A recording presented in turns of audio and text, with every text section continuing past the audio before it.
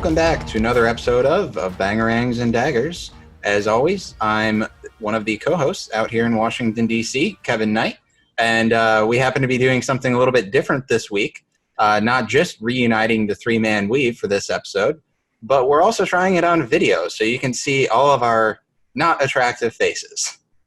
How are you guys doing tonight? Because with me, as I said, is the three-man weave of Patrick and Nate. I'm good. How are you? I've had better weeks, you know. I think we all have had better weeks. Yeah, Nate's got the Lord and Savior above him, along with a party hat. This is my daughter just had a birthday, and I think this is a troll. Okay. A what? A troll something. Troll. I don't know. Headband. Sorry. Looks like troll headband. Yes. So there we go. Very nice. Looks a lot better than what I'm wearing. Ooh. I didn't even notice that. I was surprised. I was surprised. I didn't notice.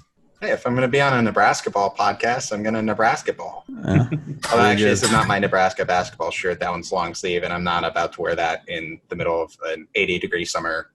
Actually, probably 90. I don't know, whatever. It's too hot. So it's hotter than hell out right now. It's muggier than hell here in Nebraska. I bet it's pretty nice outside. It is pretty nice. I'm sure you're muggier. Oh, really? I haven't been out in a couple hours. Yeah, anyways. Well, sorry. Go ahead. No, I just, is there anything going on in the sports world? Any basketball stuff? Because guess what? I've written more basketball or football articles in the past 2 weeks than I had probably a month before that. It feels. Oh, geez. The past week, I think I more than quadrupled my quota for summer articles for coordination. Yeah. It's a busy time of year considering we've got football right around the corner, and we will not be playing football. And on top of that, we may not be playing basketball anytime soon. Depending on how things go with football and the fall sports. And Kevin, what did the Pac-12 do that really kind of threw everything for a loop, or could throw everything for a loop? They joined the Ivy League, among others that I don't really remember who else or particularly care about because they're unimportant, in pushing all 2020 sports to at least January 1, 2021. Because 2020 can't come over fast enough. We already are talking about 2021 timelines now. But yeah, no, that's all sports, not just fall, not just cross country, not just women's volleyball, not just men's and women's soccer, not just football, but winter sports too, including men's, women's basketball. I guess some schools have a hockey team in the Pac-12, although they're not actually Pac-12 affiliated. I wonder how that's going to work out for Arizona State. I think about that. That would have been something for me to research. No, that's okay. That's okay. But no, I mean, those practices are right around the corner. They start in October.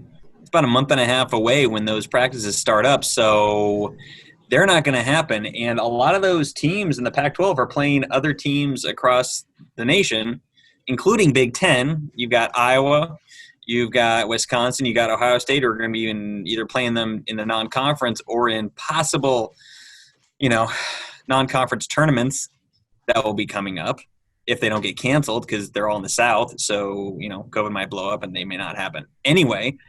But that could really throw a wrench into the system if the Pac-12 can't play basketball. There's only, I think, Nebraska and a handful of other schools have released their non-conference schedules. They've got about 10 games scheduled right now, and I think that's what they're planning on doing. But this could be a problem moving forward if the Pac-12 does not play basketball early on. So, I mean, the Big Ten, I don't even think has touched it because the Big Ten doesn't have a plan for football yet, let alone any other sport moving forward. So, I mean, Nate, you're insightful on this. What are your thoughts? A lot of basketball happening. I guess the difference between football and basketball would be the amount of players that you're going to have to test and keep safe and all that. But you're also dealing with 130 in basketball, 130 teams, right? Ish or something like that. So 137. 137. So, and there's the chance. I mean, you would love to have some leadership, maybe at the NCAA level or something like that said, okay, these are the protocols you're going to have to follow. Unfortunately, though, is that if that requires a ton of testing, which it probably would, then that costs money. And when you don't have – a lot of these schools aren't going to have football where a lot of them get, a lot of their money, then they're not going to be able to afford the testing.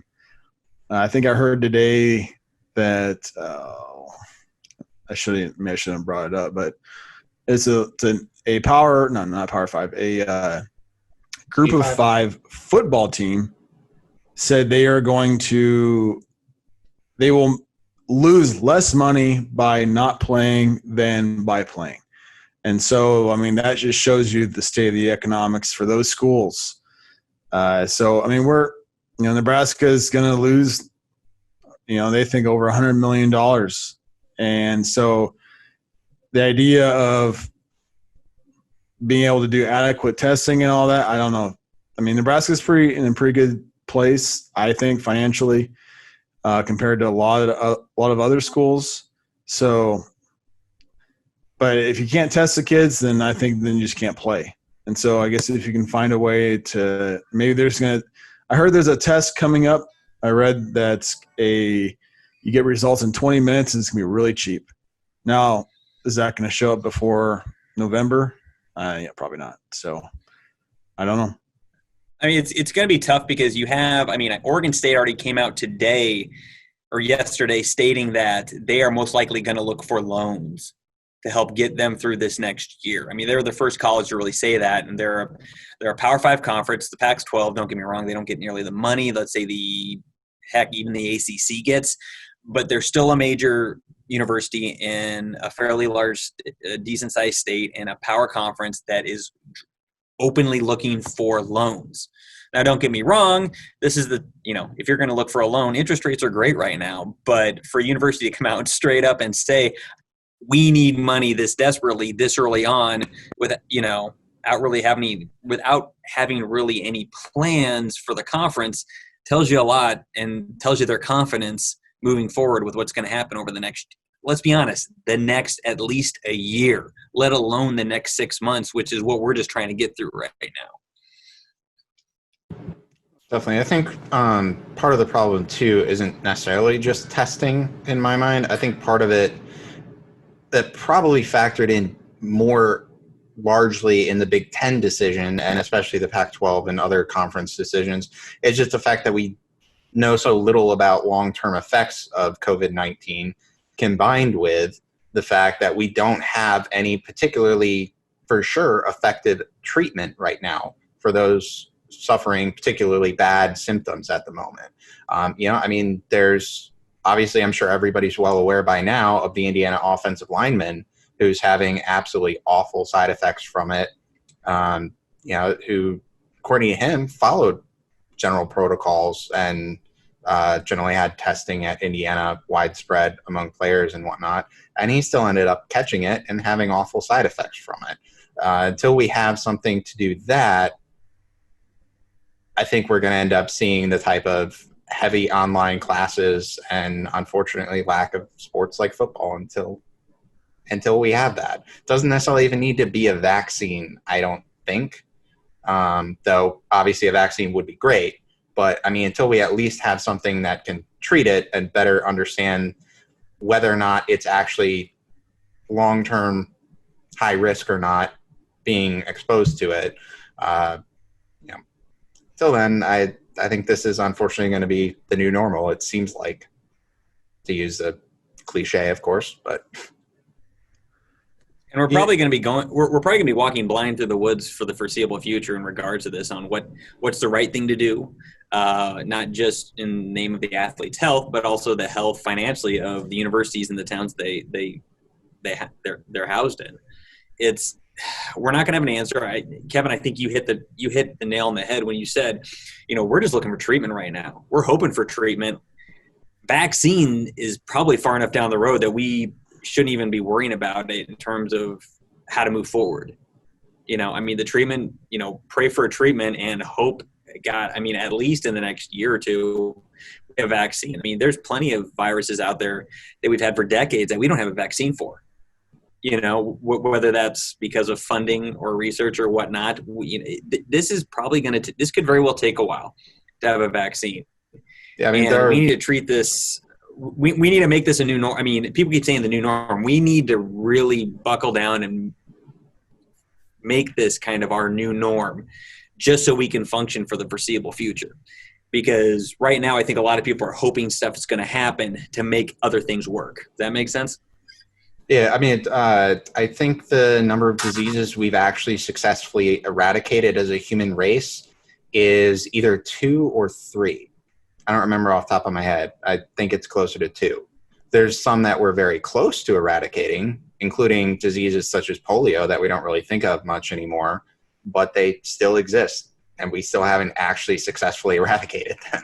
So something to bear in mind in terms of the idea of, well, until COVID-19 goes away, it's not necessarily going away. It's just we need to be able to have a way to fight it better as a human species. More so. Sorry, Nate, your turn. Yeah, no, I think my guess as far as the best option or the best, most optimistic view of what's going to happen is I think basketball is going to be canceled. I think football in the spring's not going to happen because the factors that came into what I believe that came into the decision for the Big Ten to cancel and the Pac-12 to cancel is, if one of them, he said, Commissioner Warren, is it David, the BTN guy, David Rebzine. Yeah. Sorry if I mispronounce it and you ever listen to this, David. I'm sure no one's ever mispronounced his name before. And but he brought up it's a myocarditis or whatever, the heart condition issue, and Warren said, "Oh, that's that's a small part of it." And so, yeah, and it's scary. It's scary to ask kids to go and play a sport, and then, oh, by the way, you might have, heart issues for the rest of your life, and the thing is that's not going to go away in the spring, and that's not going to go away when basketball shows up. I would hope maybe we can find out a reason why. Is there? I don't know the percentages of COVID have that heart issue. The guy from Indiana is an offensive lineman. I don't know. Does he have high blood pressure? Hypertension? I don't know.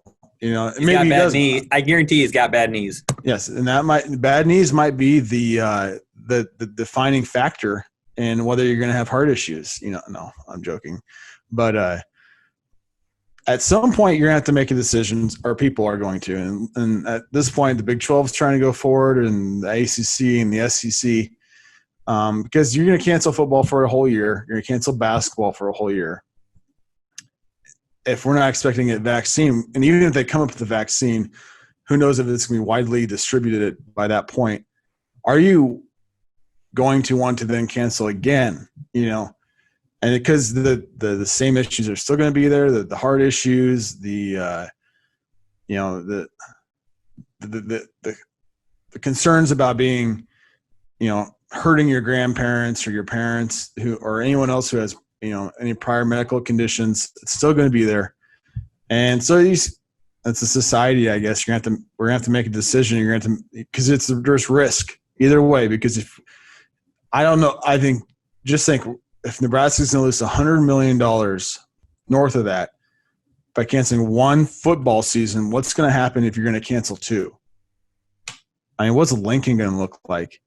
And people like,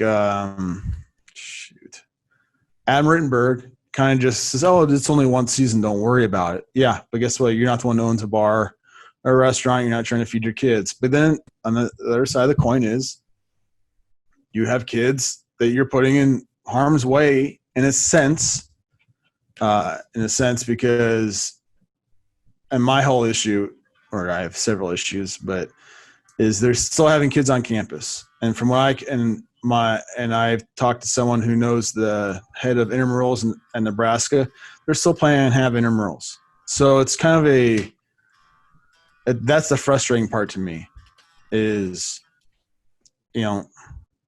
why, but anyway, so I'll get off my whatever it's called. I totally get that argument on it. And actually it sort of borders with another argument that I've seen a lot of people make, not necessarily in the Nebraska fan base, but nationally and among other fan bases in particular, is sort of a talk of, well, just shut down campus and only bring football players back. Universities make more money on the academic side, and particularly in the Big Ten, from research grants that require them to be a university. It's still technically student athletes at an academic institution, not a pro sports institution. It's not the NFL. It's not the NBA. You can't take all the players and go put them in hotels in Orlando and get them to play football, as much as we would all love to. I'm sitting here as somebody who really is extremely sad that we're not going to have football, but this is still university-led programs, and the point of them is to be a university, and particularly with the Big Ten, if they don't have things like students studying there, including on campus, because you can't only bring football players back to campus. You can't. They're not doing absolutely everything for classroom-wise online, not absolutely everything. There's still quite a few classes happening, either smaller, under 50, with social distancing, labs, etc. I mean, it varies by institution, and there's 14 institutions. I'm not going to rattle off every single school's policy and whatnot.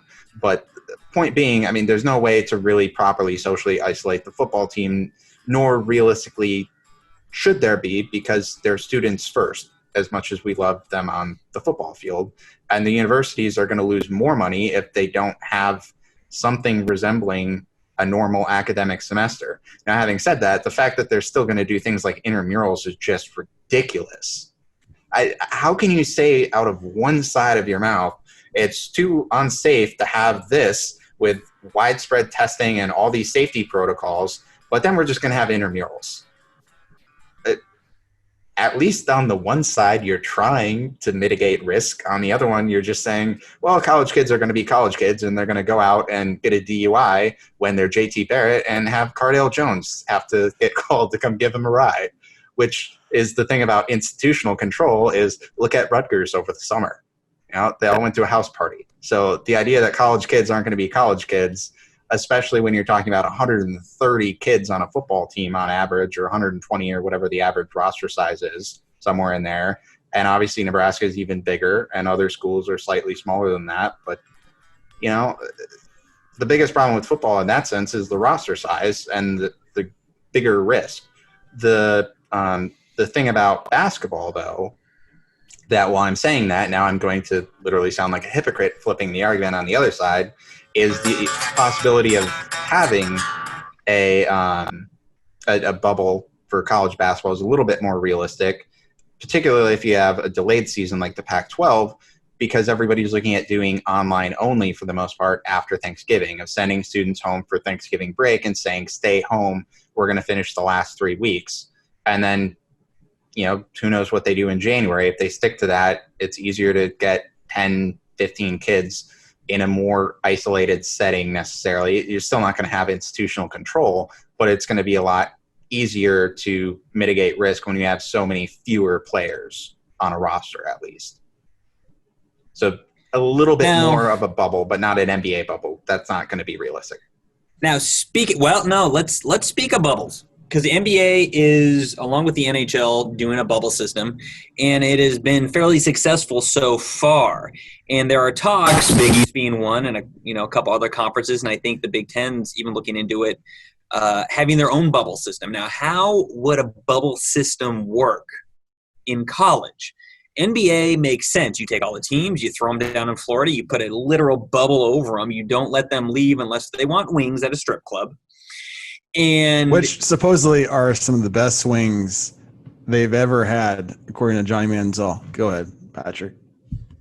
Yeah, we're gonna take the recommendation of Johnny Manziel. If I want DMT and stuff like that recommendations, I'll go to him. But with that said, the idea is that you do have some places in the United States that could probably hold a handful of teams within a conference. Let's say the Big East. There's 8 teams, 10 teams in the Big East, something like that. Something like I don't know. that. Yeah. I can't remember. I know Creighton, I know Villanova, and then a bunch of East Coasters. So no, DePaul's not the East Coast. It's east of here. Oh, come on. It's Chicago. If we're flyover country, they're east. There you go. Anyway, but what they're looking at doing is places such as IMG Academy in Florida, where they can house people, and they've got enough facilities to kind of have a handful of teams play there on a regular basis.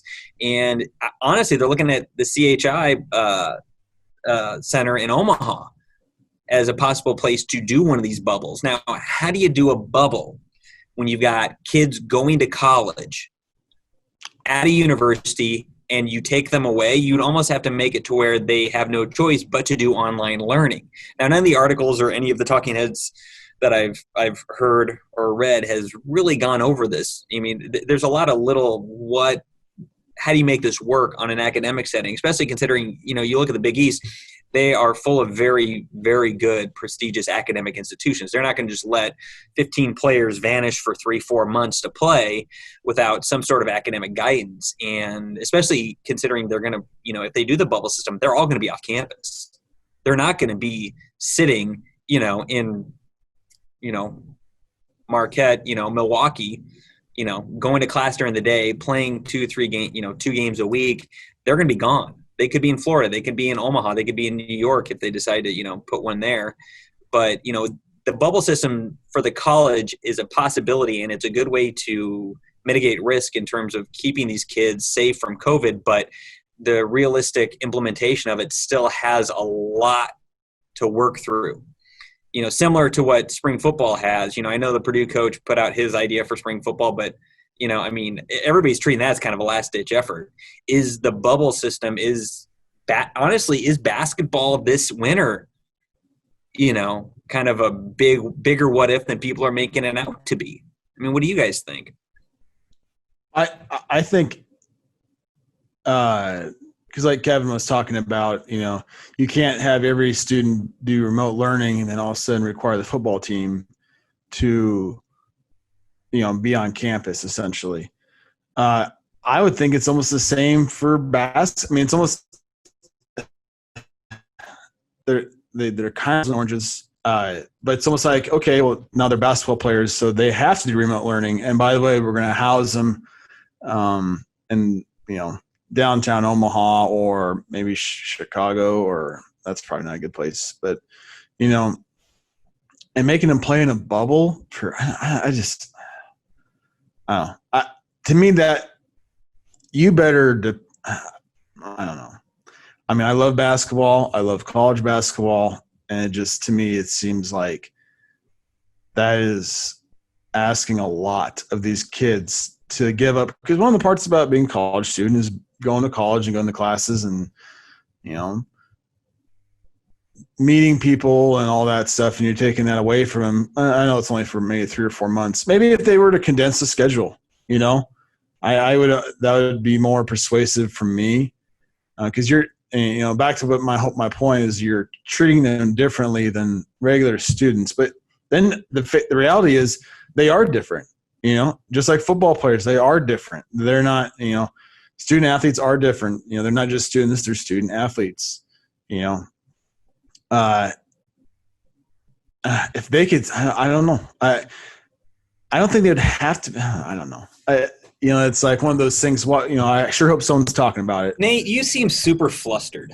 I just, this whole thing is, I just wish that there was someone coming out like the NCAA saying, okay, this is our plan and this is how we're going to do it. Or maybe these are 3 plans that we have or we're looking at. And, based off of these numbers, we're going to do this. Like, I don't know, the high school here, they said, all right, well, because, and I don't know about Washington, D.C., but in Nebraska, at least in my area, there's like the meter, colors. And the school came out and said, okay, if we're in yellow, we're having 100% online, 100% kids in school. If the meter moves this way, then things change. If they move all the way, then things change even more, So it's like, I don't know. I just want someone to say something or say, okay, this is the plan. Because guess what? When do they start practice? Generally about October 1, roughly, give or take. I'm not sure the season, the exact date, but around then every season.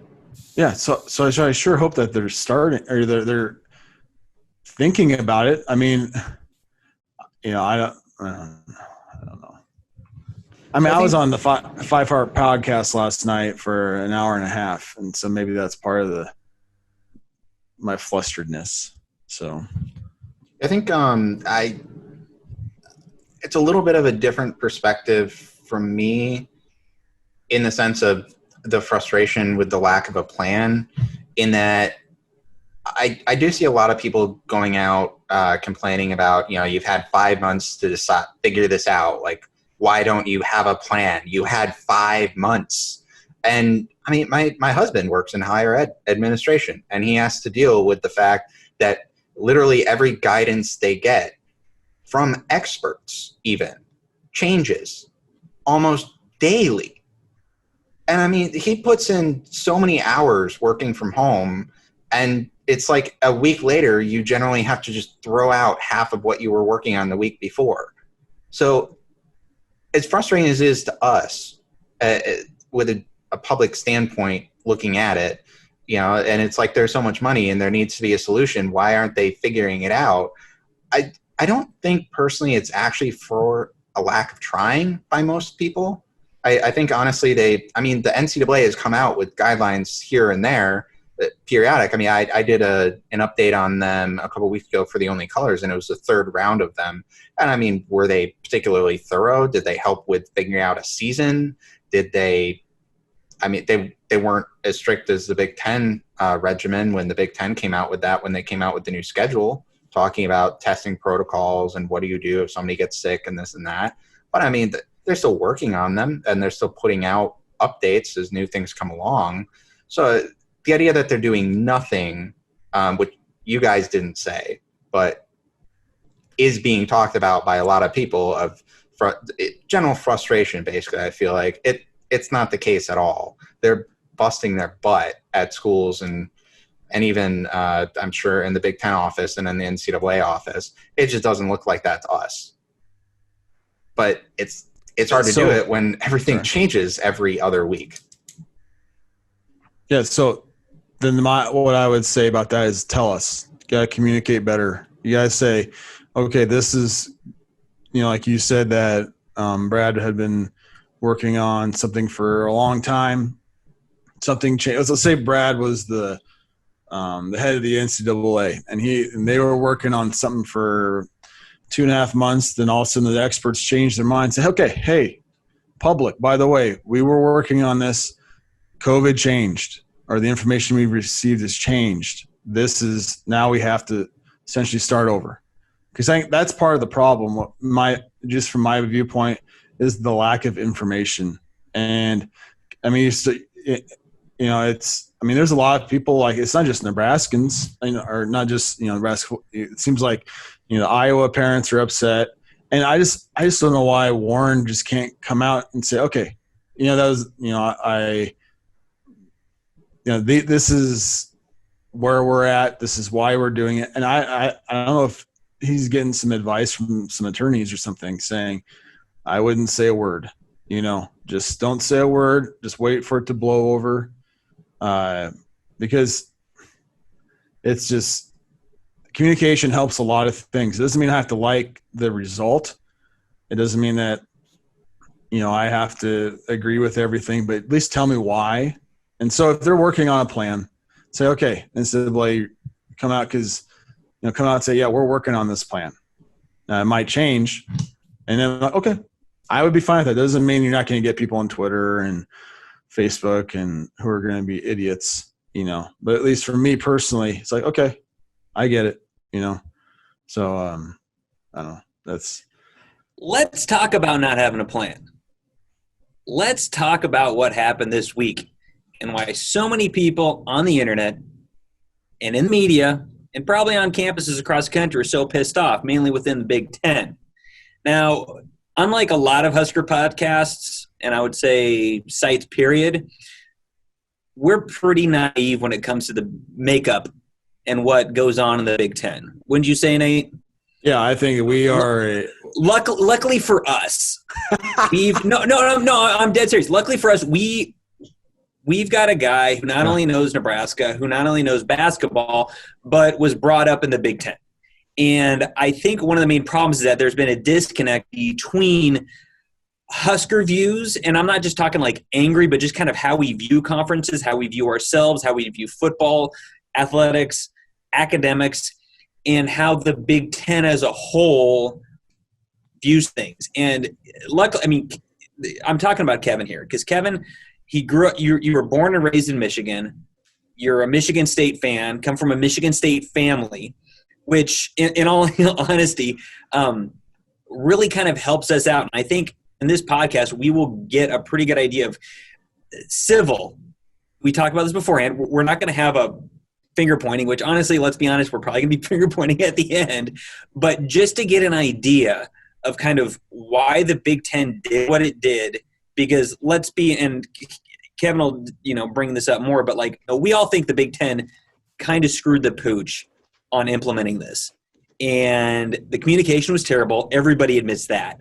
However, the fact that Nebraska really kind of came out and didn't really do anything wrong per se, but they kind of said, we're going to do what we can to salvage.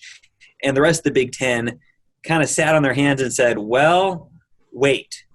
And why that was acceptable when in Nebraska's eyes, that was not. So, Kevin, give us kind of an idea or an understanding on why the Big Ten schools acted the way they did. Yeah, so I think for starters, it's important to set the context for it of the Big Ten, and there were plenty of people saying this week to a degree. The Big Ten always does things collectively. I think that was probably one of the things that was the most appealing to Nebraska was the fact that, there's no third-tier media rights fights like there was in the Big 12. There's no, we want to create a Big 12 network, and Texas says no, and it's just madhouse. There's always been things like equal revenue sharing arrangements with Ohio State and Michigan with the rest of the conference. That's just always been how it's been, is you work collectively as a conference together to kind of do what you think is in the best interest of all the schools, rather than have a more what's best for me approach, which is not to say, by the way, that it actually works that way in practice every single time. Look at officiating in any given game, and you can go off about, this one was rigged, the 2016 Doug game result, that was an extra spot. They were, looking out for Ohio State versus Michigan. There's fights all the time and stuff like that. So, it's not like it's a perfect relationship or anything. The important thing, though, is when a big decision gets made, essentially the conference just is like, even if there's dissent of, it's 8-6 on the vote of something, but the conference decides we're going to do this. When you leave the conference room, there's no consensus building or anything. That's what was decided, and that's what you do, more or less. A little bit of a exaggeration, hypothetical scenario kind of thing, but that's basically how the conference has always functioned. And I think looking back on the statement that they gave on July 5th when they announced that they were moving to a conference-only season, I think the writing was kind of on the wall a little bit with what the decision was going to be, which was the statement specifically started off, and I'm paraphrasing, but you can go back and read it yourself if you want, to any listeners. But it's basically saying if fall sports are to occur, they will occur in a conference-only schedule. And that's it. And that's all that's the option is going to be, because that's what we believe needs to happen in order for player safety. Is we've come to the conclusion based on what we've looked at that that's what we're going to do. And then a month later comes along and we finally have the conference-only schedule, and Warren makes this weird, odd unveiling of it. It gets leaked days before the conference schedule is going to come out as early as tomorrow. And this was on like a Thursday, I believe, that leaked. It might come out tomorrow. Okay, not today. Probably on Monday. Monday comes. It's not Monday. And then finally they end up releasing it at 8:30 a.m. Eastern time. Like, what? Why are we doing this? And they unveil it, and then like 45 minutes later, Warren's finally available for the interview with the Big Ten Network, I think it was, and basically poor UConn. Yeah, and just basically comes out and is like, yeah, we canceled the season, or this is the schedule rather, but we're releasing the schedule, and we did our best effort to try and figure this out, but we're still working on, it's an evolving situation. It might end tomorrow, like we may call it.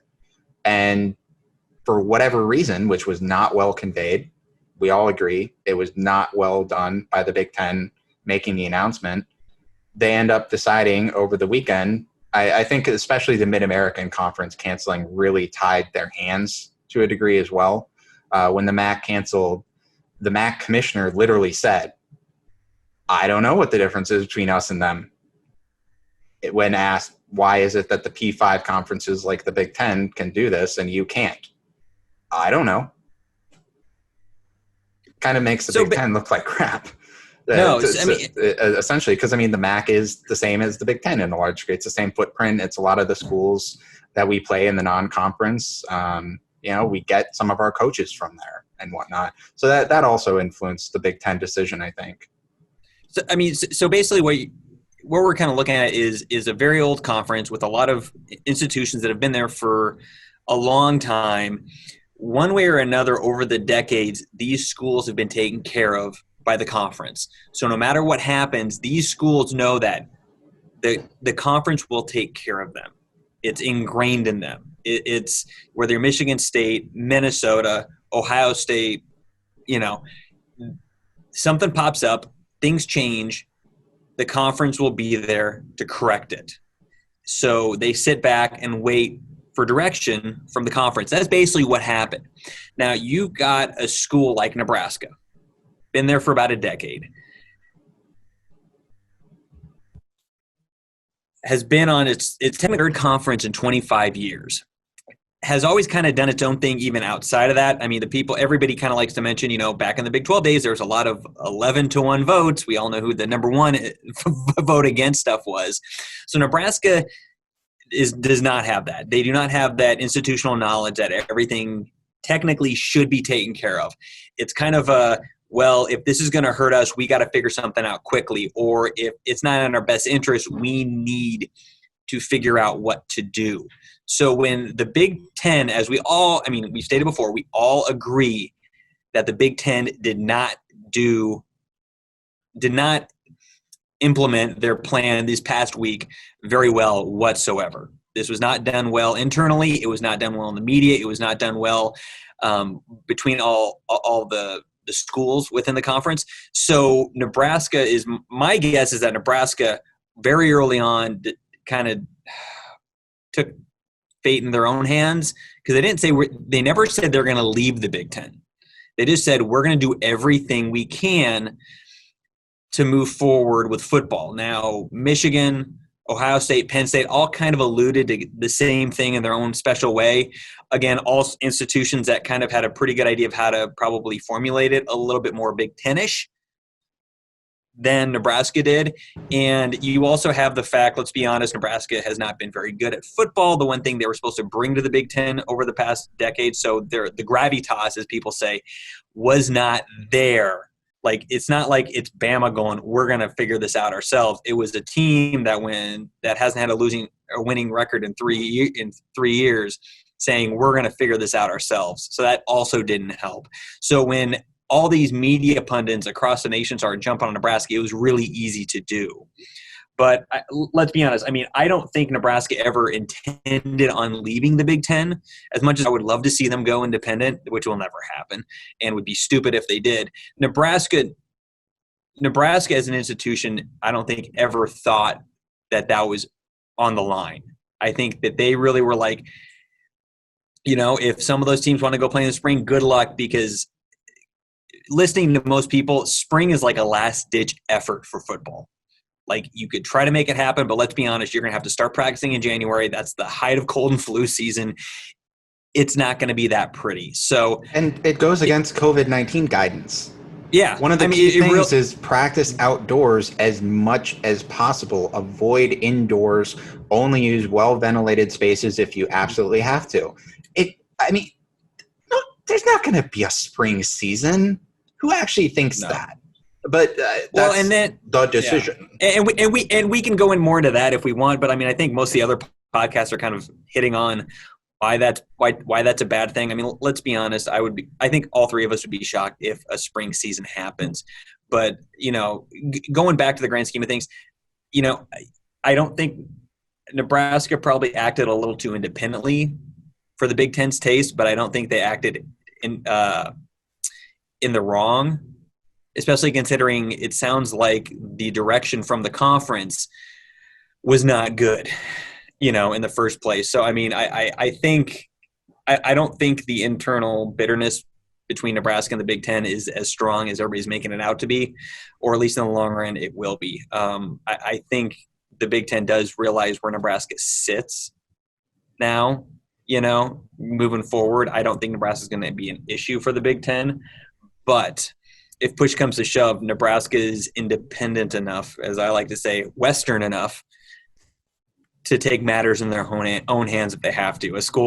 Something in a school like Purdue or Indiana would never.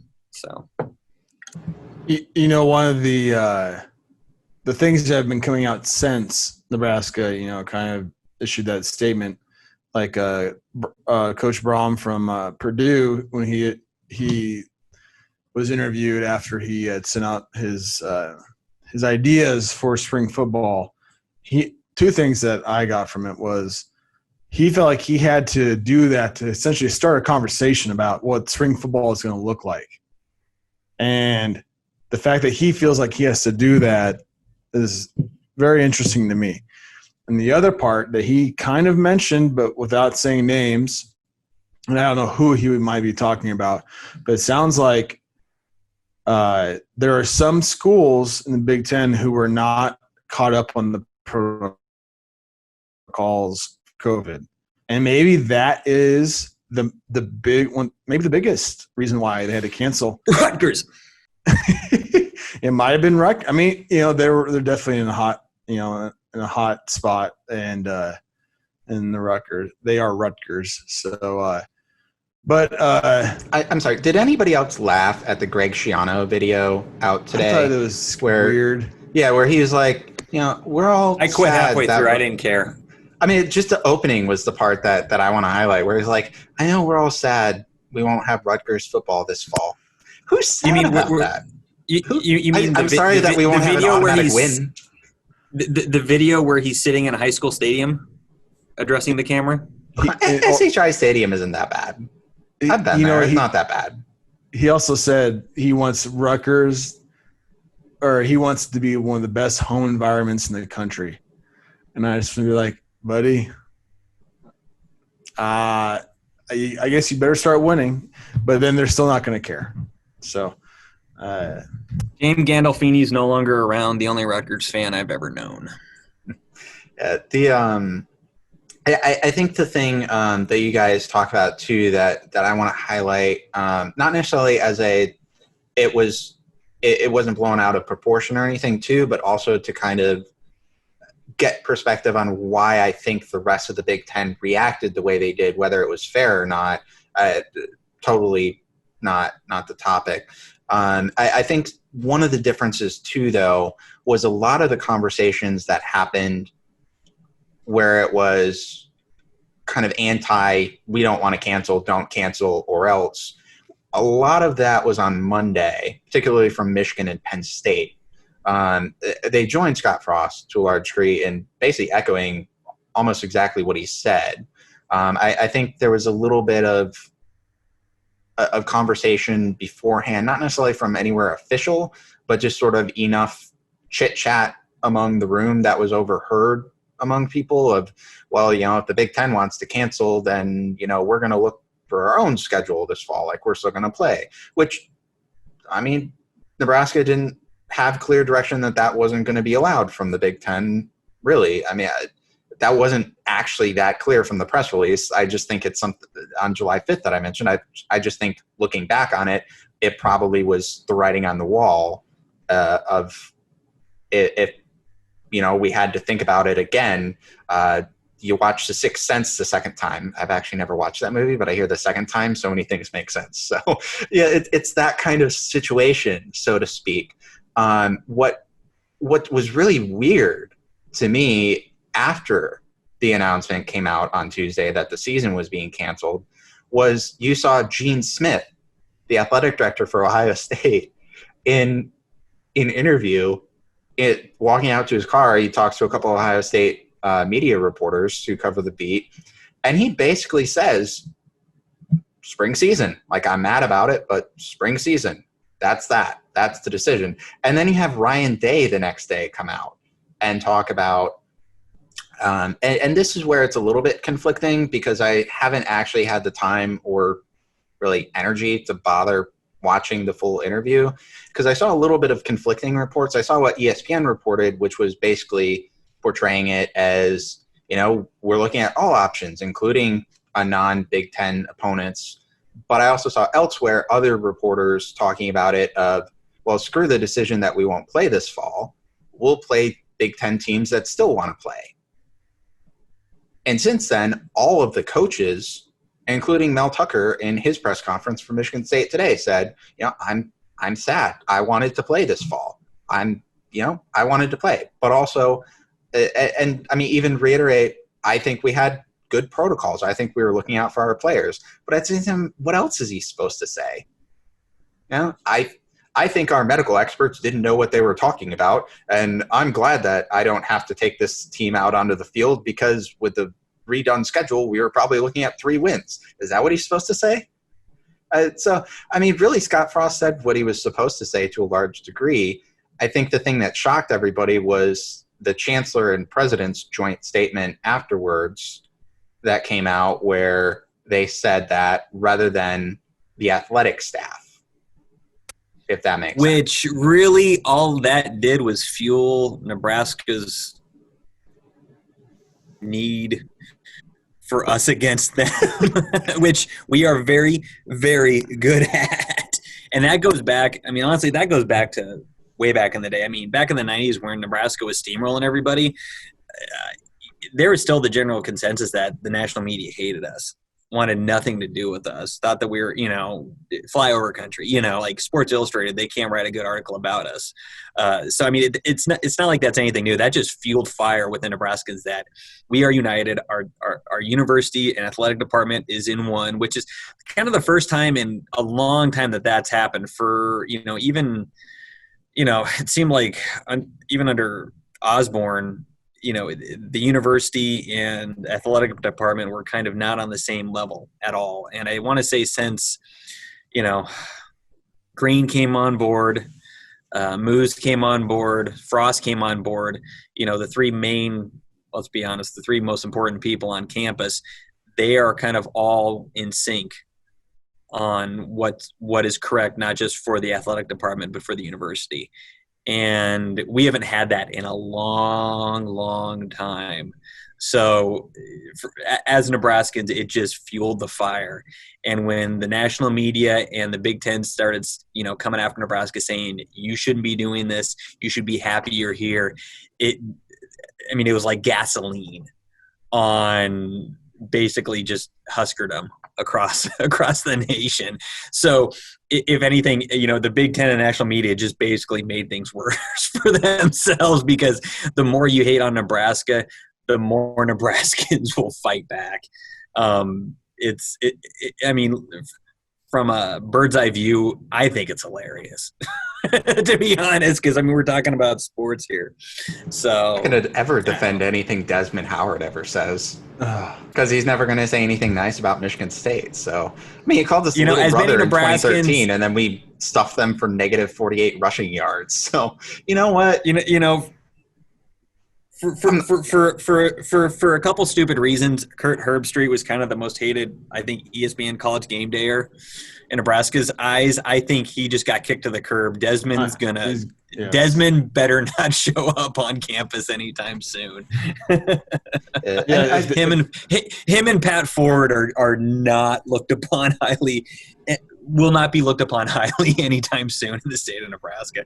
Both of those guys, and I know there's a few others, but Desmond and Pat pop up number one as public enemy, number one in the state. So, Nate, if you'll give me 1 second, I just want to make one really quick point, and then we'll go to you. I'm not by any means defending what Wilbin said either, for that matter, but also I think one thing to bear in context as well is these guys are talking heads on national talk shows.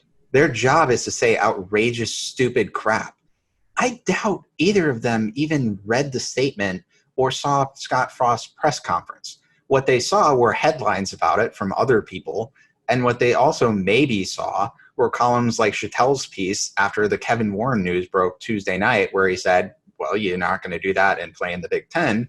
And then Chattel comes out with, is this the beginning of the end of Nebraska in the Big Ten? And starts off this piece about, we don't need the Big Ten kind of thing. And I'm not like jumping on that of, Nebraska was in the wrong or anything. I'm just saying, like, think about that in context of how the other Big Ten schools saw that. And it's like, whoa, what? You're leaving now? Like, huh? And that's just, they're going to see the headlines for stuff like that. They don't have time to see all of that. And guys like Chattel, I like Chattel, but he's been writing that article once a year since we left the Big 12. He's got a soft spot for the Big 8, Big 12, and his history and memories and all his friends there.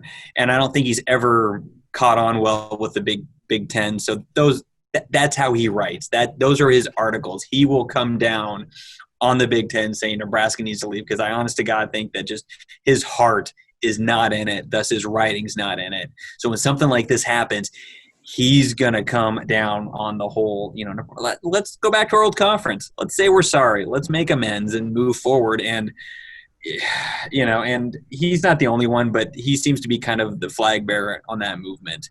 So, no, if you don't read Nebraska stuff on a regular basis, I totally see your point, Kevin.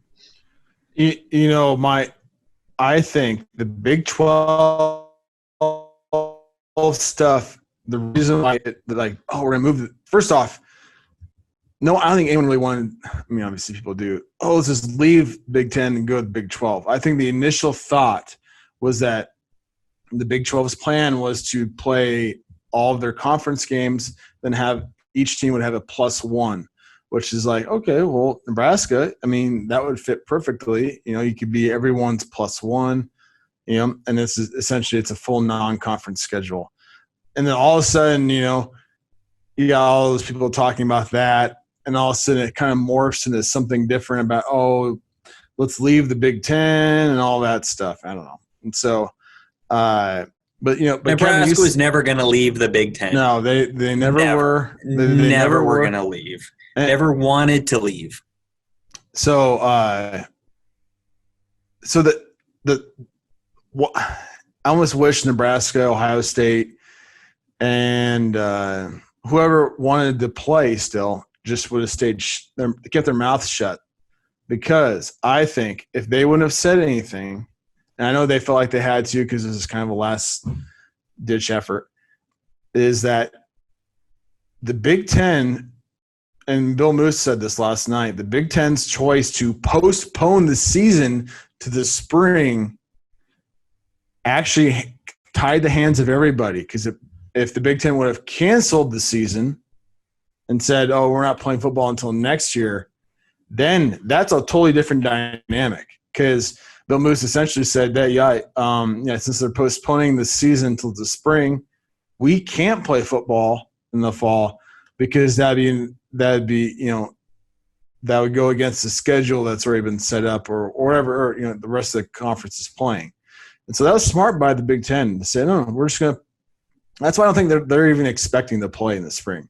I think it was a kind of a strategic move and to say, no, we're just postponing the spring, so guess what? That means you can't play, But what I think one of the coolest things that kind of came out of this week was how I think it unified the fan base, probably to an extent that I haven't seen in a lot. I mean, since maybe Bo Pelini was hired. When you drive, everybody likes Dirk. People are liking Dirk again. I know, and that's the thing. I had my flakes today, and like I said, we appreciate I appreciate our local media more now than ever, and it's our local media was like standing up for us, which really surprised me. And a part of that is self-preservation, and they don't, Dirk would have wrote a column saying how Nebraska's stupid and how, the try to play is irresponsible. I mean, people might have burned down the Omaha World Herald building, and I thought it was really cool that, Nate Klaus, who never says anything outside of, these are my articles and this is the recruiting, all that. He's like shouting back at national writers. Mike Schaefer does it kind of in a vague way with actually calling people out. But I loved it as far as that goes. Hopefully everything just kind of tampers down and then we can just enjoy Cubs baseball. Well, maybe one of us will, but Cubbies are going to win the World Series. Cubbies are going to win the World Series. Yeah, if there is a World Series. One thing I'd point out too is, it's not just football; it's all fall sports. We're not going to get cross country in the spring. Most of that roster plays participates in track and field, which has a spring season. You're not going to have cross country. Winter and spring, because there's indoor and outdoor.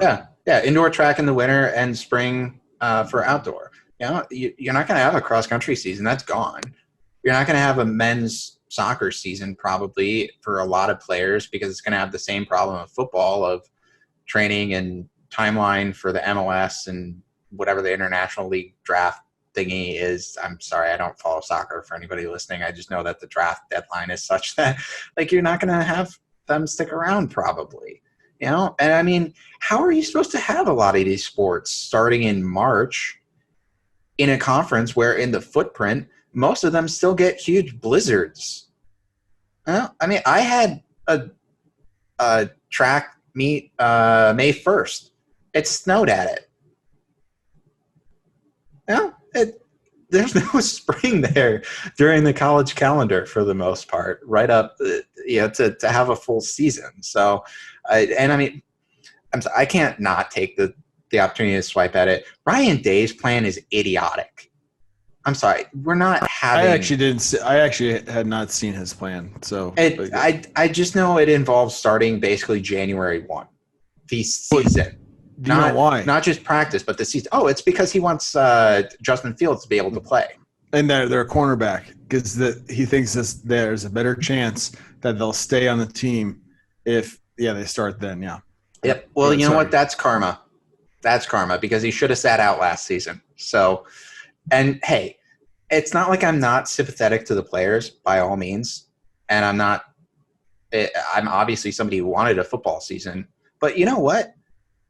Why am I supposed to feel all that sympathetic for Ohio State missing out on a chance on a national title when I had March Madness yanked out from under me? Do I feel bad for their fan base? Not really. Do I feel bad for the players? You know why? Yes. Because You know why? Because you're a Big Ten loyalist and you root for the conference, something Nebraskans still don't understand. I mean, in this case, Kevin. I'm just being bitter That's about why. I'm just being bitter about the March Madness being canceled in the NCAA tournament, obviously, because that's my point is, I already had that canceled. So I don't feel a remote shred of sadness for Ryan Day or for the Ohio State fan base. You should go find for a the players, Rutgers fan and commiserate. Go find a Rutgers fan, commiserate. Why would I do that? We're the only team that hasn't lost to them in football and or men's basketball. There you go. Since they joined the conference. The only team. They were really good last year, though. They were. Yes. And they didn't beat Michigan State, though. Well, it's because you guys are really good at basketball. We were a legit national title team. Yeah, and I keep on seeing my freaking. There were a couple in the Big Ten, actually, that were legit national title contenders. You would have been beat by Kansas. Ooh. No, they have replay now, so they wouldn't add an extra, 15 seconds to the clock? So, yeah. I went to the Rutgers Nebraska game last year, and I was like, Rutgers is a lot better than us. I mean, it just you could see like a couple possessions, and it was like, this isn't going to be good. We look outmatched physically, If they had a chance any season coming up, it'd be this season for Rutgers, having their best chance at ending the MSU bragging rights in basketball. So, yeah, maybe it's a good thing we take this season off. Yeah, but you guys are MSU's turning into the Duke of college basketball with all these huge recruits coming in. So, Yeah, but it's not starting until 2021. That's why I was saying this season is their best chance because they return a lot of their core talent from last year's team that would have been an NCAA tournament team had it not been canceled and would have ended their drought since, I think, 1991 was the last time they went. So, yeah, I mean, how do they feel as basketball fans about that? Well, and again, I feel bad fans. for Ohio State fans or Ohio State players, just not their fans and not Ryan Day. Just for the record, feel very bad for the players, but nobody else in that fan base. Boo. Anything else? Buckeyes. I think we're good. We covered a lot of territory. We got a lot off our chests. I think we were fairly civil.